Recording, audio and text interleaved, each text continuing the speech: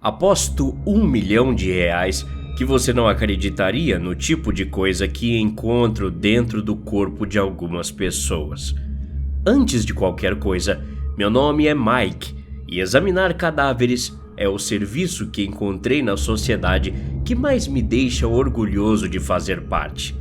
Não é exatamente o tipo de trabalho que faz você se destacar positivamente numa reunião de família, mas paga as minhas contas e eu me dediquei muito para poder passar nesse concurso. De qualquer forma, de volta ao que eu estava dizendo sobre os cadáveres que chegam até a minha mesa de trabalho, a coisa normal, mais estranha que tirei de dentro de uma pessoa foi uma bola de pelos. Estava dentro do estômago de uma jovem muito bonita de cabelos ruivos. Não se engane quando digo uma bola de pelo, porque quero dizer que parecia que a mulher tinha engolido literalmente um gato inteiro. Infelizmente, ela foi vítima de depressão e provavelmente comeu os próprios fios de cabelo por causa da ansiedade generalizada. O bom é que, com o tempo trabalhando aqui, passei a entender muito mais as pessoas ao meu redor e pude ajudar até mesmo minha irmã mais nova, que também sofre com problemas psicológicos desse mesmo tipo. Olha eu de novo fugindo completamente do assunto. Talvez isso esteja acontecendo porque bebi umas cervejas um pouco mais rápido do que deveria. Não estou aqui para falar sobre bola de pelos. Claro que não. Quero falar sobre algo muito mais estranho e perturbador. Nessas últimas 3 semanas, recebi 3 cadáveres que ultrapassaram a escala de estranheza que estava acostumado a encontrar. Eu te juro que tudo o que estou dizendo é verdade. E não tenho nenhuma explicação sobre como aquelas coisas entraram naqueles corpos ou por que elas estavam lá. A primeira vítima apareceu com vários garfos enfiados em sua genitália. Sim, garfos. Quando descobri seu corpo coberto por uma manta branca, fiz algumas anotações como de costume. Primeiro, evidenciando que ela estava no final da adolescência, provavelmente no último ano do ensino médio e não muito mais que isso. Provavelmente era muito bonita quando estava viva e foi invejada por outras garotas da sua idade. Mas agora não restou nem um pouco de sua beleza, pois acho que cadáveres são horríveis. Tá aí uma coisa que ninguém fala. Quando morremos, antes de ficarmos bonitos para o funeral, todas as nossas falhas são destacadas. Rugas, protuberâncias, manchas e por aí vai.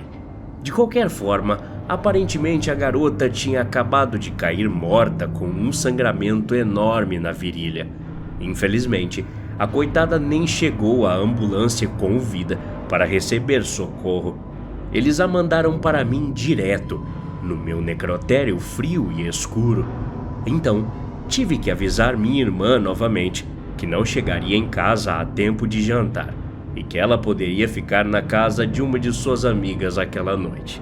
Voltando ao cadáver, quando vi a ponta prateada começando a sair da pele, me perguntei se ela teria sido esfaqueada injustamente ou simplesmente não tinha procurado ajuda, porque já vi coisas nesse sentido antes. Cuidadosamente, retirei de lá o que parecia ser um garfo de sobremesa de metal ensanguentado e coloquei na bandeja ao meu lado. Vendo essa cena, não senti nada além de confusão e agonia. Afinal, como vários garfos de sobremesa poderiam ter parado ali? Quando terminei de abri-la, encontrei mais 9, que ocupavam todo o espaço até o colo do útero. Um deles até ficou preso, o que me fez tentar imaginar o quanto aquela jovem poderia ter sofrido antes de dar seu último suspiro de vida. Cheguei a pensar que ela poderia ter até confundido isso com as piores cólicas de sua vida, mas nada justificava aquela cena tão perturbadora. Depois que terminei, disse ao delegado que a causa da morte foi um sangramento enorme causado por vários garfos. Ele riu da minha cara. mas assim que mostrei as evidências, o homem mudou automaticamente sua feição. O fato é que no final tivemos que colocar a causa da morte no laudo médico como algo auto-infligido, uma conclusão desconcertante que ainda ecoa nos corredores sombrios do necrotério. Não havia nenhuma evidência visível de alguém ter forçado aqueles talheres em um lugar tão íntimo, o que levou os investigadores a uma perplexidade ainda maior. Ao examinar cada garfo meticulosamente retirado do corpo, minha mente trabalhava na busca de possíveis explicações. A parte mórbida dessa situação absurda contrastava com a beleza dos próprios garfos, que brilhavam na minha mesa como os talheres de uma refeição elegante. Eram talheres delicados, semelhantes àqueles que minha mãe costumava usar para saborear seus doces e tortas enquanto eu ainda era pequeno. O segundo corpo foi igualmente estranho. Era outra adolescente, mais ou menos da mesma idade da moça anterior. Seu corpo, notavelmente atlético, mostrava uma dedicação imensa a atividades físicas, sugerindo que ela provavelmente fazia parte de alguma equipe de ginástica ou natação. A tragédia se desenrolou quando, após o término das aulas, ela começou a vomitar sangue no estacionamento. A cena em si já era chocante, mas um elemento inesperado complementou ainda mais a gravidade de tudo isso. Eram alfinetes. Quando eu me deparei com o seu corpo na mesa de autópsia, o que inicialmente parecia um caso de hemorragia interna ganhou uma reviravolta. Ao abrir sua barriga, me deparei com uma visão digna de pesadelos. Ela estava recheada por alfinetes de costura. Juro pra você que estava lotado deles. Eu nunca tinha visto tantos agrupados no mesmo lugar em toda a minha vida, exceto quando entrei na sala de costura da minha avó quando ainda era pequeno. Infelizmente, não posso nem te contar a quantidade interminável de alfinetes que tive que tirar um por um de dentro da barriga daquela jovem.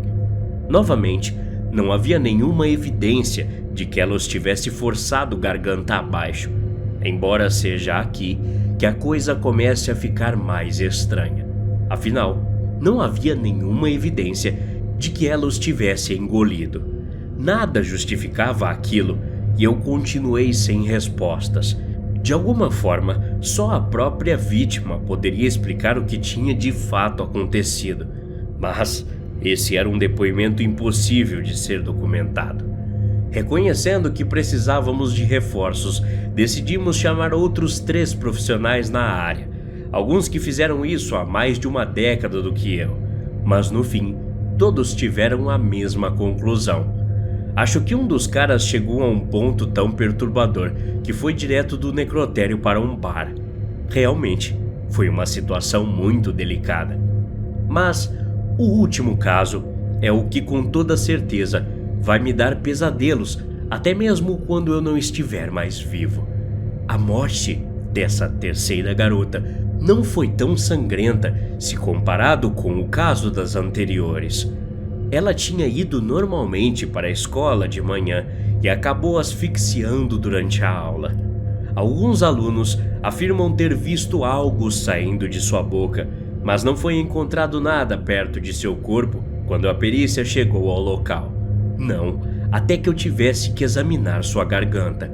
A fenda que fiz se abriu e a cabeça marrom de uma cobra apareceu em questão de segundos, como se estivesse se libertando de um ovo. Eu poderia ter gritado como uma garotinha, mas acabei apenas caindo para trás com tanta força que machuquei meu cóccix. Quando me levantei e me recompus, a Piton já havia se contorcido para se libertar.